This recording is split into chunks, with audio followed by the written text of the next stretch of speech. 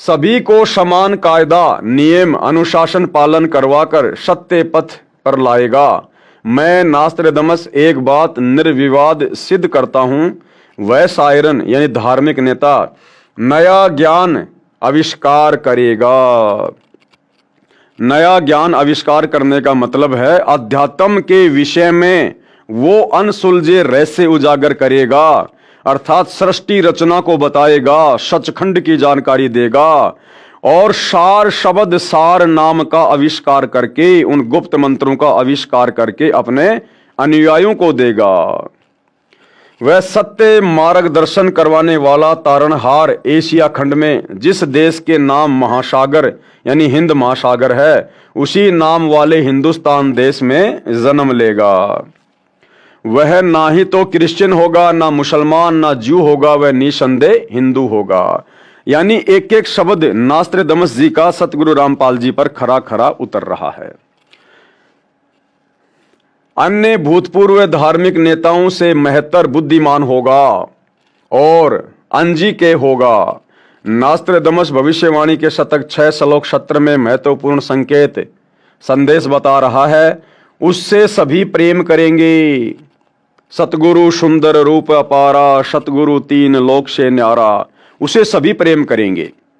अब भाई और बहनों, सतगुरु रामपाल जी की शरण में आने से पहले आप और हम भी इसी सांसारिकता के झूठे रंग में रंगे हुए थे। पहले हमें अपने माता पिता अच्छे लगते थे, शादी होने के बाद हमें अपनी स्त्रियां अच्छी लगने लगी, स्त्रियों से बच्चे उत्पन्न होने के बाद हमें बच्चे अच्छे लगने लगे, बच्चों के बच्चे होने के बाद फिर वो पोते पोतियां हमें अच्छे लगने लगे। लेकिन अब सतगुरु रामपाल जी के ज्ञान से परिचित होने के बाद हम परिवार में रहते हैं, सभी का आदर सम्मान करते हैं, अपनी जिम्मेदारियां निभाते हैं, सबसे प्यार प्रेम से रहते हैं। लेकिन हम भक्तों का जो विशेष प्यार है, प्रेम है, लगाव है, वो केवल हमें अपने गुरुदेव भगवान से है। क्यों? क्योंकि उन्होंने हमारी आत्मा को जगा दिया, जो आत्मा अज्ञान में सोई हुई थी।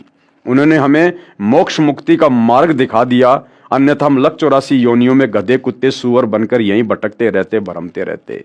ये परिवार आज है, यदि भक्ति ना मिलती तो कल ये परिवार भी हमसे बिछुड़ता और हम भी लख 84 योनियों में और फिर नरक में कष्ट भोगते। इसलिए इन तमाम बातों पर विचार करके हमारी जो श्रद्धा है वो सतगुरु रामपाल जी के प्रति विशेष है, अटूट है।